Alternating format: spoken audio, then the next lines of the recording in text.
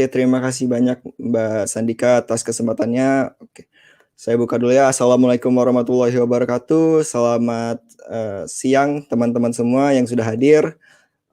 Selamat datang di sesi saya dengan judul Block and Object Storage Solution with Chef in Production. Jadi ini talk keempat ya di hari ini. Oke, ini ada nama saya dan di bawahnya ada tanggal hari ini. Oke, sebelum kita masuk ke materi nih, tak kenal maka tak sayang. Perkenalan dulu, nama saya Aji Arya. Jadi sebenarnya saya bekerja di dua perusahaan, ada Imtech dan ada Bitek.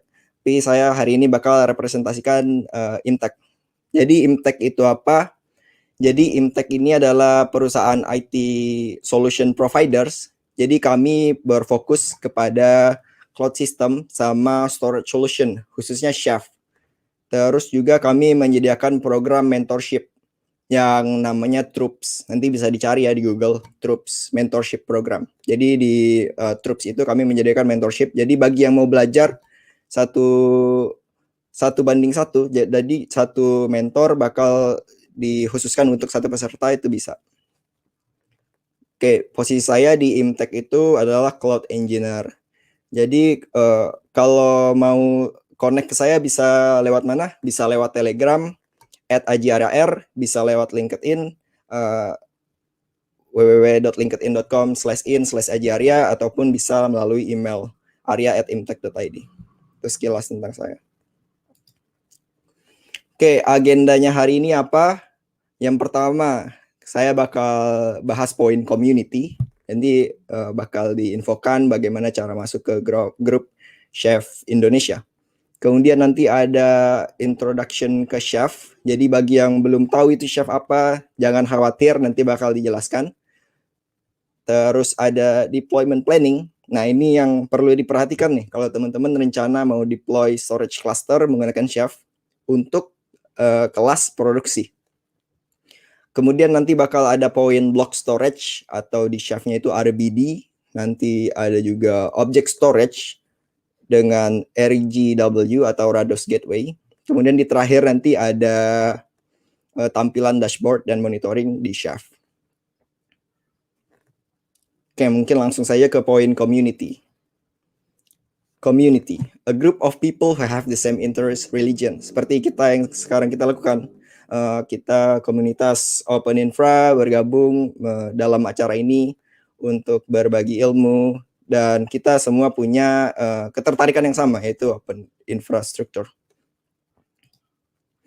Oke, ini community khusus untuk Chef. Jadi bagi teman-teman yang tertarik menggunakan Chef atau udah pakai Chef tapi belum bergabung dengan Telegram grupnya, bisa bergabung dengan cara scan QR code yang ada di layar maupun melalui link t.me/chefid. Membernya sekarang 40, jadi teman-teman semua mari ramaikan grupnya untuk kita berdiskusi di dalam sana. Ini untuk grupnya. Kemudian, nah ini nih saatnya kita membahas Chef-nya atau softwarenya itu sendiri. Oke, apa itu Chef? Mungkin teman-teman bertanya nih, apa sih Chef ini? Jadi Chef ini adalah open source software defined storage yang dimana dia menyediakan 3 tipe akses. Jadi ada block storage, ada object storage, dan juga ada file storage. Nah, jadi kita bisa membangun yang namanya storage cluster dengan menggunakan software yang namanya Chef ini. Jadi simpelnya seperti itu saja dulu ya. Nanti bakal ada penjelasan berikutnya. Oke, setelah tahu kenapa pakai Chef, kemudian bakal ada muncul pertanyaan why atau kenapa. Kenapa pakai Chef? Yang poin pertama adalah scalable storage. Maksudnya bagaimana scalable storage? Jadi misalnya sekarang kita cuma punya 3 server. Aduh, sekarang cuma punya 3 server nih, tapi mau dijadiin storage cluster. Ya udah pakai Chef, nggak apa-apa. Nah, di kemudian atau di masa yang akan datang, kalau kita mau tambahkan server, itu prosesnya sangat mudah dilakukan. Jadi itu adalah salah satu keunggulan Chef. Jadi misalnya kita ada penambahan server atau penambahan storage drive itu bakal mudah dilakukan. Itu poin pertama. Terus poin kedua ada business continuity. Jadi maksudnya seperti apa? Sebagai contoh, misalnya teman-teman bayangkan cuma taruh filenya itu di satu tempat, di satu server saja. Dan terus aplikasi yang menggunakan storage-nya itu sedang berjalan di depan dan banyak penggunanya. Nah, misalnya servernya down, otomatis user tidak bisa mengambil data yang diinginkan. Jadi bisnisnya terganggu dari sisi bisnis. Nah, kalau kita pakai Chef seperti apa? Kalau kita pakai Chef, kalau storage-nya di cluster, ada server yang rusak, ada hard disk yang rusak, atau ada SSD yang rusak, it's not a problem. Kita bisa tetap berjalan menggunakan Chef walaupun ada gangguan hardware. Jadi itu bagus untuk bisnis. Jadi ada poin business continuity. Terus ada poin ketiga, long term solution. Kok bisa long term solution? Karena Chef ini supportnya di belakangnya ada banyak perusahaan-perusahaan besar seperti Bloomberg, ada Intel, ada SanDisk, ada Fujitsu di situ, ada Red Hat, ada Canonical, ada SUSE. Jadi di belakangnya Chef itu banyak supporter yang lumayan besar. Jadi kita pasti bakal mendapatkan update secara terus-menerus. Dan Chef ini major rilisnya itu setiap 1 tahun sekali. Jadi setiap 1 tahun sekali kita bakal pasti mendapatkan update. Oke, terus poin yang keempat, object, block, and file storage in one unified system. Jadi kita bisa punya 3 jenis tipe akses dalam satu kesatuan sistem. Jadi di Chef itu kita udah punya berbagai macam cara konsumsi storage-nya. Jadi mau kita pakai object, block, file, semuanya bisa. Cuma pakai satu software. Oke, itu why use Chef. Oke, kita sekarang bahas common Chef term. Untuk memudahkan bagi teman-teman yang baru tahu Chef itu apa, ini adalah terminologi umum yang bakal dijumpai kalau kita mulai belajar mengenai Chef. Pertama ada Chef Monitor. Jadi Chef Monitor ini adalah bagian dari Chef yang nge-maintain atau bagian yang mengurus tentang clusternya. Jadi setiap komponen yang ada di Chef bakal dihandle oleh Chef Monitor. Jadi dia ini seperti controller cluster storage-nya, seperti itu. Kemudian ada Chef Manager. Jadi Chef Manager ini dia software tambahan untuk mendukung Chef Monitor. Jadi dia menyediakan interface untuk external monitoring dan manajemen sistem. Jadi di Chef Manager kita bisa enable dashboard. Jadi dashboardnya itu bisa kita gunakan untuk manage cluster storage kita. Dalam kasus ini Chef. Itu Chef Manager. Kemudian ada terminologi umum Object Storage Device atau OSD. Jadi OSD ini tempat kita meletakkan datanya. Jadi misalnya ada user masukkan data, nanti usernya bakal ngehubungin monitor, kemudian setelah itu datanya bakal disimpan di Object Storage Device. Jadi OSD ini bisa dalam bentuk fisikal, bisa juga dalam bentuk logikal atau partisi dalam sebuah disk. Nah, jadi nanti setiap disk bakal punya satu Chef OSD daemon. Seperti itu. Terus ada Crush. Crush ini Control Replication Under Scalable Hashing. Jadi ini algoritma yang digunakan dalam Chef. Jadi kalau teman-teman yang penasaran gimana sih si Chef ini memperlakukan datanya, nah ini bisa membaca papernya. Ini sebenarnya Crush ini adalah algoritma yang digunakan dalam Chef untuk peletakan data. Jadi teman-teman bisa baca papernya, tinggal searching aja di Google Crush algorithm. Nanti bakal ketemu Crush itu apa. Terus ada Crush rule. Crush rule ini adalah peraturan bagaimana data kita diletakkan dalam sebuah pool. Nah, poolnya itu apa? Nah, di bawahnya Crush rule ada pool. Jadi pool itu adalah logical partition. Kan kita buat cluster storage. Nah, banyak hard disk itu bakal dianggap satu. Nah, bagaimana cara kita untuk memisahkan datanya? Nah, kita bisa buat yang namanya pool agar datanya itu bisa dipisah-pisah. Sederhananya seperti itu. Kemudian ada RADOS atau RADOS. Ini adalah Reliable Autonomic Distributed Object Store. Jadi ini sebenarnya terminologi yang digunakan untuk mendefinisikan software utama yang dalam Chef yang cukup untuk menghandle data user. Sebenarnya RADOS ini merupakan gabungan dari monitor plus OSD. Itu udah bisa disebut RADOS. Oke, itu sedikit intro tentang Chef terminologi. Oke, sekarang yang penting nih, perlu disimak bagi yang sedang merencanakan deployment storage cluster untuk produksi atau udah punya cluster produksi, bisa simak penjelasan berikut untuk memberikan improvement kepada cluster existingnya. Oke, di sini ada production checklist nomor 1. Jadi ada Chef Monitor plus Chef Manager. Jadi dua daemon ini bisa dijadikan bisa diletakkan di hardware yang sama, di satu server yang sama.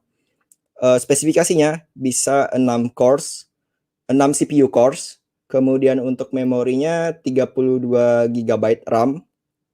Itu untuk cluster yang punya misalnya 300 OSD. Misalnya di atas 300 OSD bisa dikali 2 aja ini RAM-nya. Jadi 64 GB. Seperti itu. Terus untuk NIC-nya seperti apa? NIC-nya setidaknya 10 gig. Kalau di bawah 10 gig bagaimana? Nanti performanya bakal mungkin cukup tapi hanya untuk development. Kalau untuk production setidaknya 10 gig ke atas. Bagaimana kalau lebih? Kalau lebih besar lebih baik. Seperti itu. Terus ada Chef OSD. Kalau Chef OSD ini dia karena satu server itu bisa punya banyak OSD, jadi kita hitungnya per OSD ya. Jadi satu core per OSD diamond. Jadi satu sistem di service atau satu kontainer OSD yang nge-handle satu hard disk bakal dialokasikan satu CPU core. Kemudian untuk memorinya seperti apa? Memorinya alangkah baiknya kita alokasikan 4 GB atau lebih per OSD. Kenapa perlu RAM? Karena dia perlu komputasi untuk memperhitungkan peletakan datanya. Terus untuk NIC-nya. Kalau NIC-nya kita bisa menggunakan sama 10 gig, lebih besar lebih baik. Itu untuk spesifikasi hardware. Oke, kemudian production checklist nomor 2. Di sini ada Chef Object Gateway atau RADOS Gateway atau RGW, bisa disebut semuanya itu sama saja. Untuk alokasi CPU-nya ada 6 core per RADOS Gateway Diamond. Kemudian untuk memorinya 32 GB. Ini bisa disesuaikan. Mungkin cara menyesuaikannya seperti apa? Mungkin bisa di benchmark dulu sebelum live ke production. Jadi kita bisa menghitung seberapa besar resource utilisasi yang digunakan. Oke, tadi udah bicara hardware, Chef Monitor, Chef Manager, Chef OSD. Chef Object Gateway. Sekarang kita masuk ke checklist level komponen. Jadi komponennya tuh komposisinya seperti apa? Misalnya kita ingin mendeploy sebuah cluster, setidaknya kita punya 5 Chef Monitor plus Chef Manager. Dengan komposisi 5 ini, kita bisa punya 2 nodes fail tolerance. Jadi misalnya ada 2 monitor atau 2 manager yang rusak, itu clusternya masih bisa berjalan. Nah, bagaimana kalau 3 nodes yang rusak? Nah, itu nanti clusternya bakal lumpuh. Seperti itu. Terus kalau kita mau enable object storage. Nah, ini komponen ini hanya berlaku kalau kita mau pakai object storage. Kalau block storage tidak perlu pasang ini ya. Ada hub proxy please keep alive node. Untuk jumlah node-nya 2 sampai 3. Ini bakal jadi front end buat object storage. Back end-nya tetap pakai Chef. Jadi hub proxy-nya ini plus keep alive-nya ini bakal menjadi endpoint user untuk melakukan interaksi dengan chef clusternya. Jadi misalnya ada user mau naruh objek datanya. Nah, nanti dia bakal connect ke virtual IP keep alive yang mengarah ke proxy. Terus untuk berikutnya masih berkaitan dengan object storage. Komposisinya 3 sampai 5 Rados gateway node, tergantung jumlah user lagi. Misalnya 3 Rados gateway udah dirasa lambat untuk 1 juta user, nah itu bisa ditambahkan lagi. Ini sebenarnya jumlahnya bisa banyak sekali. Misalnya 5, lebih dari 5 juga boleh. Ini untuk object storage ya. Kemudian komponen apa lagi yang perlu diperhatikan kalau kita mau pakai Chef di production? Yang tentu enable monitoring fitur. Jadi mungkin tidak monitoringnya saja, tapi kita perlu juga alerting. Jadi misalnya ada kendala di clusternya, kita bisa langsung cek, kita bisa langsung tahu dari alerting, dan kita bisa langsung cek ke monitoringnya. Jadi ini perlu di enable. Oke, setelah itu apalagi sistem tuning. Jadi sistem tuning ini sangat penting, terutama operating system kernel tuning. Kenapa perlu kernel tuning? Karena untuk kita mengunlock kemampuan hardware kita secara 100%, kita perlu kernel tuning biar hardware kita tuh bekerja secara maksimal. Kalau kita tidak tuning, nanti mungkin performa hardware-nya cuma sampai 60-70%. Kalau kita setelah tuning, mungkin dia bisa 100% bekerjanya. Jadi itu penting juga, operating system kernel tuning. Oke, tadi udah bahas hardware sama komposisi komponennya. Sekarang kita masuk ke bagian yang penting juga, operating system. Operating system ini tergantung preferensi organisasinya sendiri. Dia nyamannya pakai distribusi apa. Nah, saya di sini mencoba memberikan rekomendasi berdasarkan rilis terakhir dari Chef dengan kode name Pacific. Jadi rekomendasi saya untuk long term, untuk jangka panjang itu saya sarankan Ubuntu 20.04 dengan rilis code vokal. Untuk pengambilan package-nya itu bisa dari Ubuntu Cloud Archive. Jadi Ubuntu Cloud Archive ini tempat repository, misalnya kita mau install OpenStack, mau install Chef, untuk mendapatkan package terbarunya kita bisa lewat Ubuntu Cloud Archive.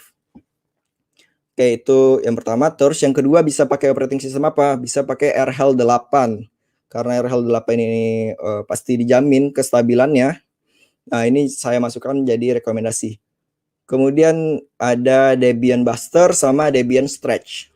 Jadi kedua ini cukup bisa diandalkan untuk production. Saya beberapa kali menemukan ada klien yang menggunakan Debian untuk production ya. It's okay. Kemudian mungkin ada yang bertanya, CentOS mana? CentOS mana? CentOS karena berbagai macam isu, jadi saya tidak sebutkan. Nanti mungkin bisa beralih ke Alma Linux atau Rocky Linux. Rocky Linux saya udah coba, tapi hanya development, belum ke production. Rocky Linux lumayan recommended. Oke, tadi udah bahas operating system, sekarang deployment methods. Cara kita mendeploy Chef cluster storage-nya. Oke, kalau dari dokumentasi ada yang direkomendasikan, yaitu Chef IDM, kalau kita mau pakai konsum untuk kebutuhan generik, atau pakai Rook. Kalau Rook ini kita spesifik untuk misalnya kita pakai untuk Kubernetes. Kemudian ada metode lain juga, ada Chef Ansible. Kalau Chef Ansible ini bisa kita deploy dalam bentuk kontainer, komponen-komponen Chef-nya, ataupun sebagai sistem di service. Jadi ada dua pilihan, kontainer atau sistem di service. Kalau yang nomor satu tadi ada Chef IDM, kalau Chef IDM itu dia bakal deploy-nya sebagai kontainer. Kontainernya bisa pakai Docker atau bisa pakai Podman, tergantung preferensi organisasinya masing-masing. Kemudian ada Chef Deploy, deprecated. Saya tidak akan membahas Chef Deploy karena udah deprecated, tapi saya sebutkan saja. Kemudian ada Chef Juju. Nah, kalau kita biasanya familiar dengan Jujunya Canonical, kalau kita deploy OpenStack, biasanya deploy OpenStack Juju, pasangannya tuh Chef-nya pakai Juju juga biasanya. Jadi deployment Chef-nya bakal dihandle sama Juju. Yang terakhir, metode yang paling menyakitkan, yang bakal tersiksa bagi yang mengerjakan, itu manual. Jadi kita tambahkan reponya sendiri, install package-nya one by one, satu persatu, dan ini pasti makan waktu yang lama sekali. Oke, udah bahas deployment methods-nya. Sekarang bahas data distribution. Ini berkaitan dengan data availability. Jadi datanya itu bakal disimpan di mana dan bagaimana redundansi datanya. Nah, untuk kita mendefinisikan sebuah data distribution, kita perlu membuat yang namanya crush rule. Oke, sebelumnya gini dulu deh. Kita bahas. Jadi di Chef ini kita bisa mendefinisikan data kita tuh mau disimpannya seperti apa. Apakah hanya berbeda server atau bisa juga berbeda rak. Nah, itu kita bisa definisikan mau berbeda server saja atau levelnya bisa berbeda rak.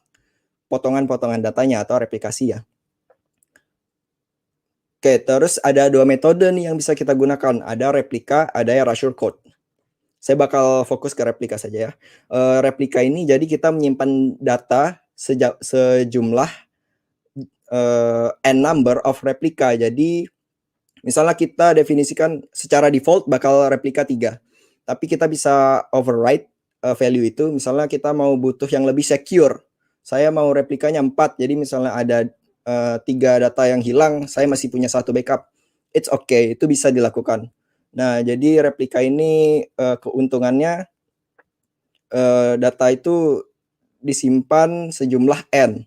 Jadi pasti availability datanya itu bisa terjamin. Terus fakta mengenai replika, dia lebih cepat daripada erasure code. Nah, sekarang kita bahas erasure code. Jadi erasure code ini dia fungsinya mirip-mirip seperti RAID 6. Tapi kalau RAID 6 kan dia di satu server. RAID 6 yang di sini nih levelnya udah berbeda server. Keuntungan kita menggunakan erasure code, dia kita bakal dapat capacity yang lebih daripada ketika kita menggunakan replika, tapi dia ruginya di compute cost karena dia melakukan perhitungan secara terus-menerus untuk peletakan data, jadi dia melakukan komputasi yang lebih. Jadi mungkin penggunaan CPU-nya lebih gede kalau kita pakai erasure code. Jadi secara dasarnya erasure code itu bakal split data kita menjadi beberapa bagian. Kemudian bagian-bagian tersebut ada yang data chunk. Data chunk ini data kita secara utuh. Kemudian ada coding chunk. Coding chunk ini backup dari data kita. Misalnya ada kegagalan dalam drive, jadi nanti dia bisa backup dari coding chunk. Sederhananya seperti itu.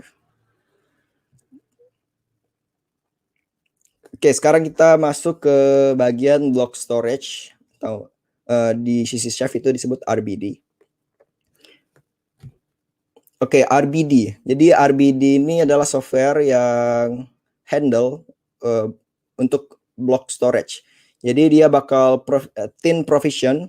Jadi block storage-nya itu thin provision atau kita menggunakannya sejumlah actual data yang kita gunakan. Walaupun misalnya kita alokasikan 100 GB. 100 GB itu tidak langsung secara penuh digunakan, tapi bertahap sesuai dengan penggunaan sebenarnya.